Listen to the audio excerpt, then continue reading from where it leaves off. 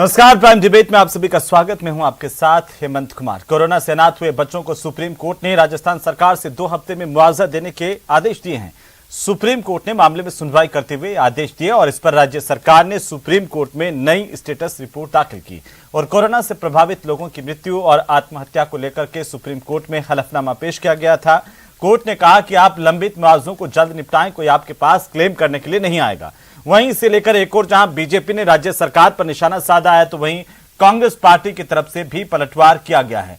अब सवाल इस बात को लेकर के है कि आखिरकार मौत के जख्मों पर मरहम कब, और इस देरी के लिए जिम्मेदार आखिर कौन है? क्योंकि जब राज्य सरकार की ओर से पहले यह तय कर दिया गया था कि मुआवजा दिया जाएगा, बाकी सुविधाएं भी दी जाएगी उन बच्चों को जो कि कोरोना से अनाथ हुए हैं, तो फिर आखिरकार ये देरी क्यों हुई? सबसे बड़े सवाल पर आज हम करेंगे सबसे बड़ी चर्चा। हमारे साथ हमारे खास मेहमान जुड़ चुके हैं, उन पर जाएं उससे पहले आज के सवालों पर नजर डालते हैं। क्या सरकार कोर्ट में अपना जवाब ठीक से नहीं रख पाई?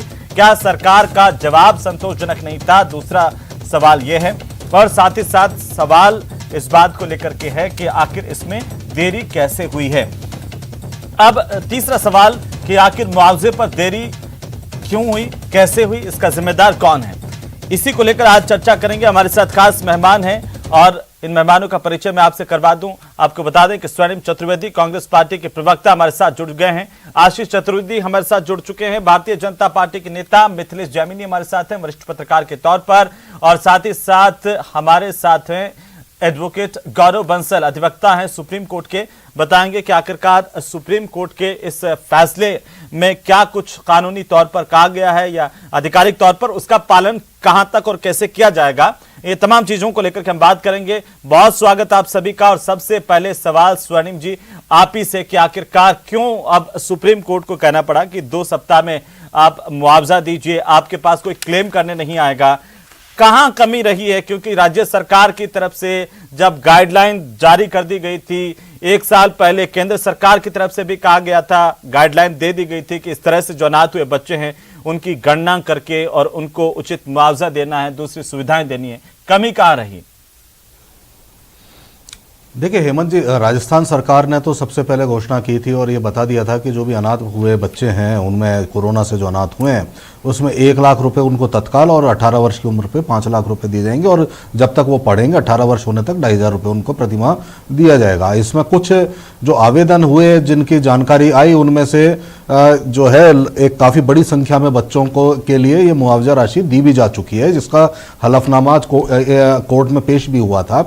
अब माननीय उच्चतम न्यायालय द्वारा जो आदेश किया गया है उस आदेश की पालना बिल्कुल की जाएगी, क्योंकि राजस्थान में ही जो सरकार है वो बिल्कुल जनता के लिए सरकार है, जनता की सरकार है और जनता के लिए हम काम करते हैं। इसमें कोई कमी और कसर नहीं छोड़ी जाएगी।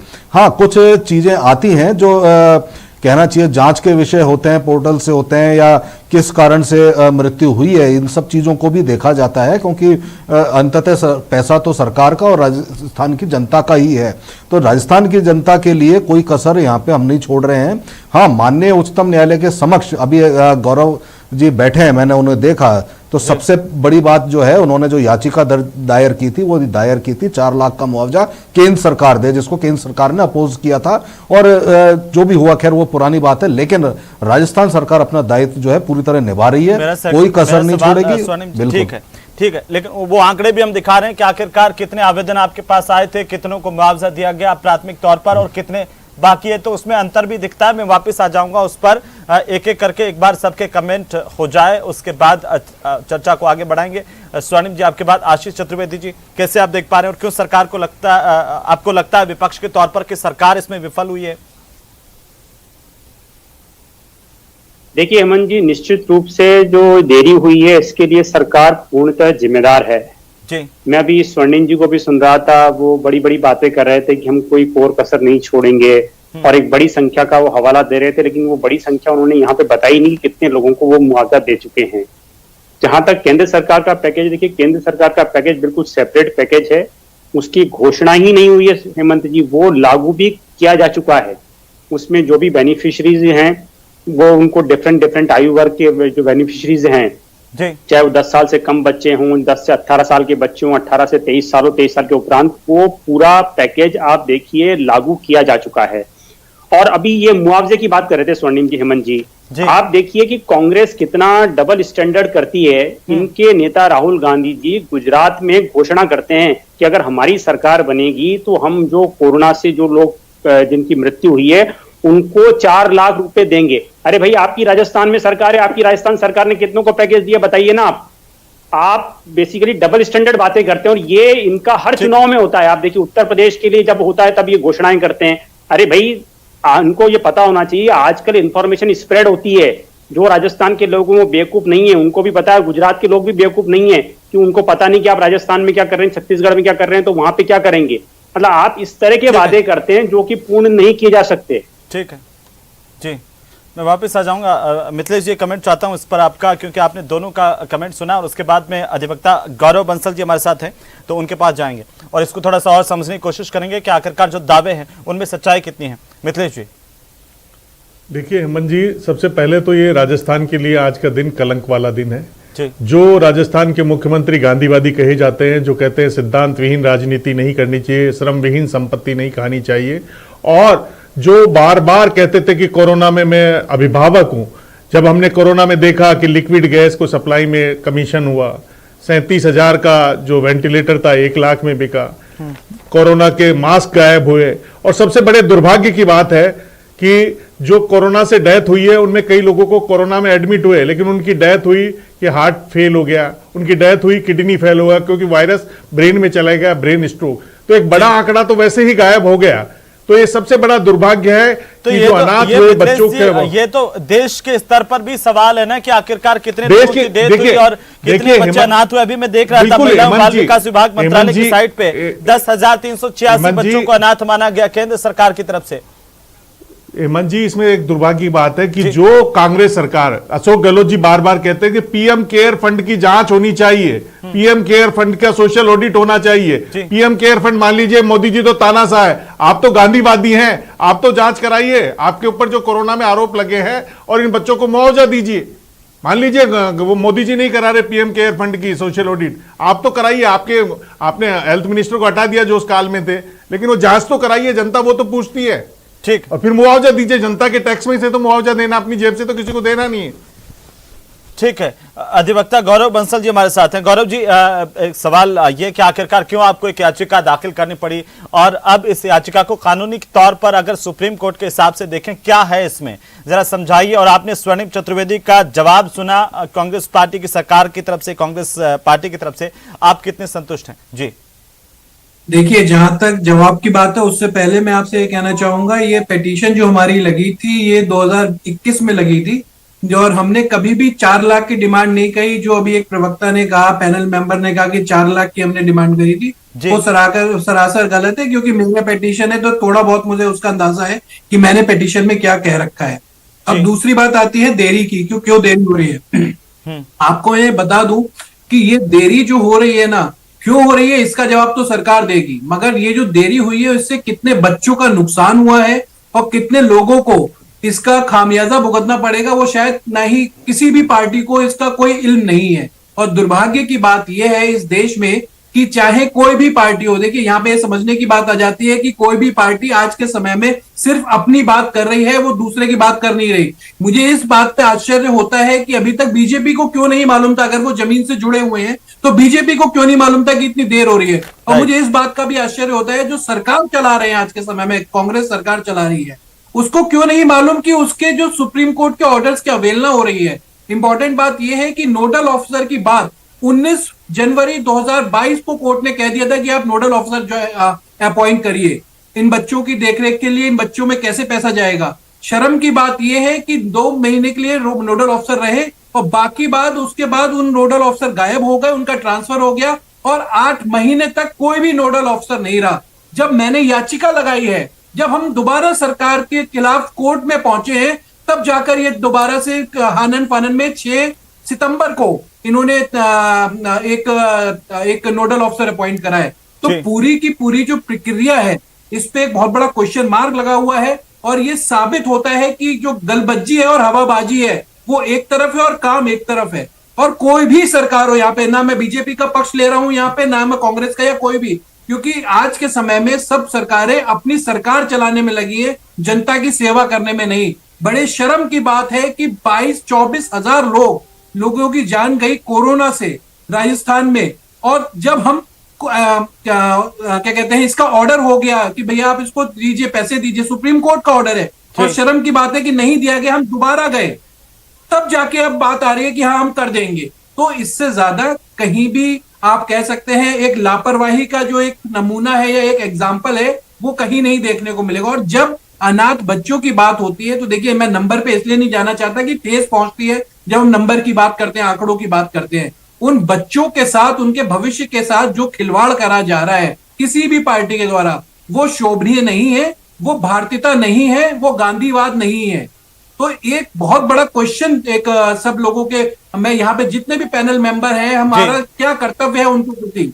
हमारा ये कर्तव्य है कि ऐसे गौरव साहब, लोगों आपने को बहुत गंभीर बातें कही हैं और ये वाकई सोचने वाली बात है। हम चर्चा तो कर रहे हैं, लेकिन क्या इस पर अंतर्मन से विचार भी करेंगे हमारे राजनीतिक दल? ये बहुत बड़ी बात है। लेकिन मैं थोड़ा सा आपसे जानना चाहता हूं कि आपकी इस याचिका में बिल्कुल संक्षेप में कि क्या था, एक सवाल आपने उठाया, और अब सुप्रीम कोर्ट का जो आदेश है इस याचिका पर, उसमें क्या है, मोटा मोटी थोड़ा सा आप बताइए, जिससे जो लोग इस वक्त देख रहे हैं उनको ये पता चले।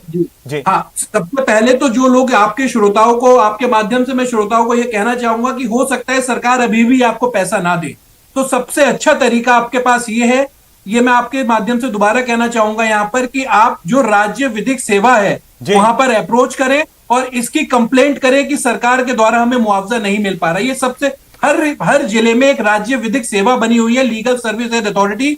सुप्रीम कोर्ट ने, माननीय उच्चतम न्यायालय ने उस राज्य सेवा जो स्टेट लीगल सर्विस अथॉरिटी है और डिस्ट्रिक्ट लीगल सर्विस अथॉरिटी, उन्हें पावर दी है कि इसको देखें और जिनको मुआवजा मिलना चाहिए उनको मुआवजा मिले, उसकी व्यवस्था बनाए। मैं आपको थोड़ा सा माफी चाहता हूं, रोक रहा हूं, लेकिन हमारे दर्शकों को मैं एक बार फिर से रिपीट कर दूं कि जो अधिवक्ता गौरव बंसल बता रहे हैं, वो कह रहे हैं कि अगर किसी को भी मुआवजा नहीं मिल रहा है तो वे राज्य विधिक सेवा अथॉरिटी के पास जाकर के अपनी शिकायत दर्ज करवा सकते हैं। जी बंसल साहब बोलिए। जी, अब बात आती है हम क्यों गए वहां पर। हम इसलिए गए वहां पर कि यहाँ पर कई, राजस्थान की अगर हम बात करें तो राजस्थान ने जो आंकड़े दिए विधिक सेवा समिति को, जो स्टेट लीगल सर्विस अथॉरिटी है राजस्थान की, वो बहुत ही कॉन्ट्राडिक्टरी थे। पहले उन्होंने बताया कि सिर्फ 80 बच्चों की मृत्यु हुई है। माफ करिएगा, मुझे बार बार कहते हुए भी शर्म आती है कि ऐसे समय में 80 बच्चों को अनाथ हुए वो, और उन लोगों को कोई मुआवजा 80 बच्चों के अलावा किन्हीं को नहीं मिला।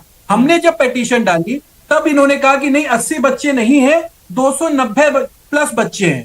तो क्या आपके पास पहले से आंकड़ा नहीं था? और अगर आपके पास पहले से आंकड़ा नहीं था तो क्या सरकार की ड्यूटी नहीं थी कि वो वहां पर जाएं, हर घर जाएं, या जो भी राज्य जो बाल स्वराज पोर्टल है उसमें बाकायदा नंबर दे रखे कितने बच्चों की डेथ, कितने बच्चों के पेरेंट्स की डेथ हुई है ड्यू टू कोविड। तो वो उनकी जिम्मेदारी नहीं थी कि वो वहां पे जाएं और इस चीज से इसको हेल्प करें। साथ ही यहाँ पे मैं ये कहूंगा, राजनीति का विषय नहीं है, बहुत गंभीर विषय है। तो क्या बीजेपी या जो भी गवर्नमेंट इस टाइम पे अपोजिशन में है, उनकी जिम्मेदारी नहीं थी कि वो इस चीज को देखें? उनकी भी उतनी जिम्मेदारी, अपोजिशन में मतलब होने का ये नहीं है कि सिर्फ आप वहां पे बैठ के अपोज करेंगे। आपको सड़कों पे उन लोगों की मदद करनी पड़ेगी जो जिनको मुआवजा नहीं मिल पा रहा है। बिल्कुल गौरव साहब, मैं वापस आपके पास आ जाऊंगा। आज हमने सवाल रखा था सोशल मीडिया में और ओपन प्लेटफॉर्म पर कि क्या वाकई मुआवजा देने में देरी हुई है, इसमें कोई शक भी नहीं है, और 91% से ज्यादा लोगों ने कहा कि हाँ वाकई देरी हुई है या फिर नहीं मिला है, और बड़ी संख्या में ऐसे बच्चे हैं जिनको मुआवजा नहीं मिला है। कुछ लोग भी ऐसे हैं। और सीधा कांग्रेस पार्टी के पास जाएंगे। स्वर्णिम जी, इसका जवाब है कि आपके पास में कि सरकार बिल्कुल संवेदनशील नहीं है। कोरोना से जिनकी डेथ हुई है, जिनके फादर मदर की, जो बच्चे अनाथ हो गए हैं, उनको लेकर के बिल्कुल संवेदनशील नहीं है। क्या अभी भी आप कहेंगे कि वाकई संवेदनशीलता बची है हमारी राजनीति में, सरकार में? देखिए हेमंत जी, अगर संवेदनशीलता नहीं होती तो राजस्थान सरकार पैकेज घोषित नहीं करती। प्रधानमंत्री जी ने जो पैकेज घोषित किया है वो किया है 18 साल की उम्र तक अपने आप बड़े हो जाएं, उसके बाद मिलेगा। अच्छा, यहाँ पे हम तत्काल सहायता देने की बात पीएम केयर फंड से 4,000 रुपए प्रतिमाह का खर्चा, और 23 साल होने पर 18 साल नहीं, 23 साल होने पर 10 लाख रुपए मुफ्त। हमने तो तत्काल 1 लाख रुपए की घोषणा की है, और 2,500 रुपए महीना आप जो कह है रहे हैं हमने कि संवेदनशीलता का अंदाजा घोषणा करने से है या इंप्लीमेंटेशन होने से है, यह भी बता दीजिए। चलिए।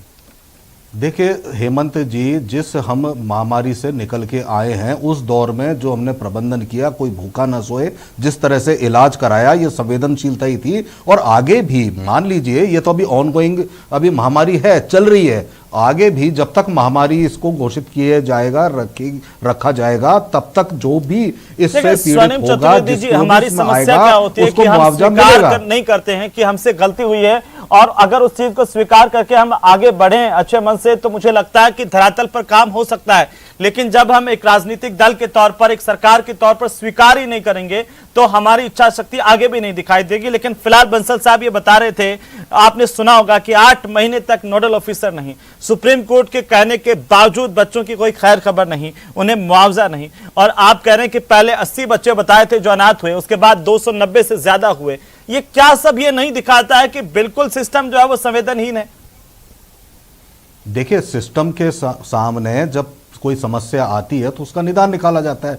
जितने बच्चों की संख्या आप बोल रहे हैं, उससे अधिक है संख्या। अभी आप बताइए मेरे पास जो आंकड़े हैं, राजस्थान में अनाथ बच्चों की संख्या कितनी है? बिल्कुल बिल्कुल बिल्कुल, जो मोटे तौर पर करीब 650-700 करीब बच्चे हम मानते हैं जो इस तरह से अनाथ हुए, जिनकी जांच 650 या 650 या 700?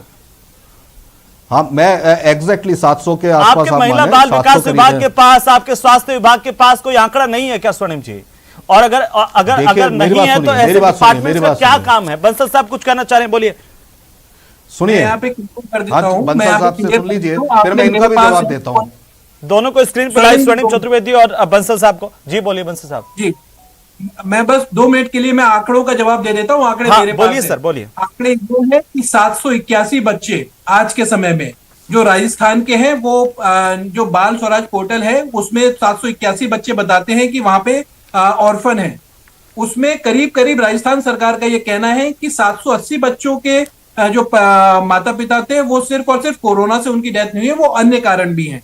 तो उनका कहना है कि 293 बच्चे ऐसे हैं जिनके माता की या पिता की या दोनों की डेथ बिकॉज ऑफ कोविड हुई है। तो ये आंकड़ा रहा। अब बात आती है 80 बच्चों को पहले दिया गया, उसके बाद रोक दिया गया। एक और चीज मैं यहाँ पे ध्यान दिलाना चाहूंगा।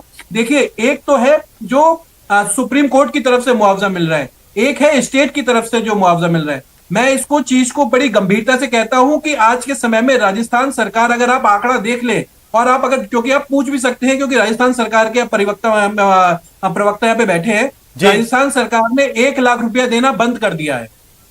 1 लाख रुपया देना बंद हो गया है। जवाब दीजिए सीधे तौर पर। देखिए, मैं आपको यही जवाब दे रहा हूं। अब सुनिए, जो इन्होंने बताया 718 बच्चे में से 191 बच्चों को तो दिया जा चुका है और सहायता दी जा रही है। दूसरी चीज क्या होता है कि जब कोई आवेदन आते हैं तो उसका देखना भी पड़ता है, उसमें अलग अलग जो कमेटीज हैं उनको देखना पड़ता है कि ये सही आवेदन है, नहीं है, या किसी और मद में मुआवजा देना है। तो यहां पे राजस्थान में इस तरह से नहीं होता कि किसी का मुआवजा रोक लें या कर लें। आप एक चीज और बताइए, क्या इन्होंने जो याचिका दायर की थी केंद्र सरकार के खिलाफ नहीं की थी? राज्यों के खिलाफ नहीं थी ये याचिका, इनकी मूल याचिका जो थी इनकी, वो तो केंद्र के खिलाफ थी। आपने जो डिजास्टर मैनेजमेंट एक्ट है उसके तहत मुआवजा दिलाने की मांग की थी, क्या उसका अपोज नहीं किया था केंद्र सरकार ने? राज्य सरकार तो जो अपने मुआवजा दे रही है और देना चाहती है, इसीलिए घोषणा की है। नहीं, पूछ रहे हैं गौरव जी, कुछ पूछ रहे हैं, बोलिए गौरव सर। यहाँ पे प्लीज मेरी बार बार रिक्वेस्ट है, राजनीति को ना लाए। आप राजनीतिक परिप्रेक्ष्य से देख रहे हैं चीजों को कि क्या केंद्र इन्वॉल्व था, क्या मैंने तो एक छोटा सा तथ्य रखा है। क्या मैं गलत कह रहा हूं? क्या मूल याचिका आपकी केंद्र के खिलाफ नहीं थी? मूल याचिका केंद्र प्लस राज्य दोनों के खिलाफ थी। आप इसको, आप अगर आज भी अगर गौरव बंसल दोनों को स्क्रीन पर लाइए। गौरव जी।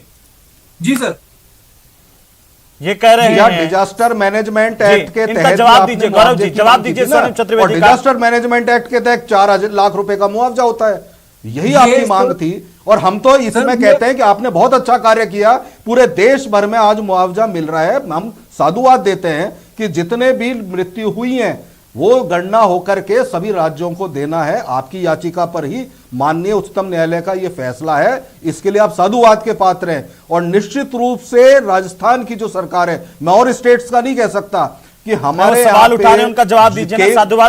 साधुवाद की बात अलग है। अब आप इस बात का अंदाजा लगा सकते हैं क्या स्वर्णिम चतुर्वेदी कि जिन बच्चों के माता पिता की डेथ कोरोना की वजह से हुई, जो बच्चे अनाथ हुए और उनको समय पर मुआवजा नहीं मिला, सुविधाएं नहीं मिली, तो उनकी जिंदगी का कितना बड़ा हिस्सा आपने छीन लिया। देखिए हेमंत जी, उस नुकसान की भरपाई हम कभी नहीं कर सकते थे, क्योंकि मैं इस दर्द को सह चुका हूं। मैं जानता हूं कि कोरोना में किस तरह से लोगों ने अपने को खोया है, लेकिन जो सरकारी तौर पर हम मरहम लगा सकते थे वो हमने समय पर नहीं किया। देखिए हेमंत जी, इसके लिए आप क्या प्रदेश के उन बच्चों से माफी मांगेंगे स्वर्णिम चतुर्वेदी? देखिए मैं आपसे एक ही चीज कह रहा हूं कि राजस्थान सरकार ने कोई कसर नहीं छोड़ी किसी भी पीड़ित को मदद पहुंचाने तो में। फिर सुप्रीम कोर्ट को क्यों कहना पड़ा कि 2 सप्ताह में मुआवजा दीजिए, कोई आपके पास क्लेम करने नहीं आएगा? और जो गौरव जी कह रहे हैं वो क्या झूठ बोल रहे हैं, क्या आप बताइए?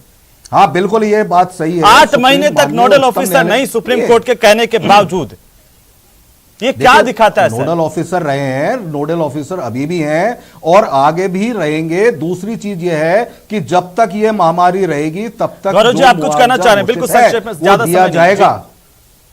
सर मैं यहाँ पर ये कहना चाहूंगा कि मेरा साधुवाद रहेगा हर गवर्नमेंट को, चाहे वो कोई सी भी गवर्नमेंट हो, चाहे वो कोई सी भी सरकार हो, कि आप कृपया करके हाथ जोड़ के मेरी आपकी तरफ से प्रार्थना है आपके इस चैनल पे कि जो सुप्रीम कोर्ट ने 50,000 रुपए का ऑर्डर दिया है, चाहे वो राजस्थान सरकार हो, चाहे यूपी सरकार हो, कोई भी सरकार हो और कोई भी पार्टी हो। क्या एक और क्लियर करना चाहता हूं गौरव जी, क्या जो ये सुप्रीम कोर्ट ने आदेश दिया है, ऑर्डर दिया है, वो सभी राज्यों पर लागू होता है?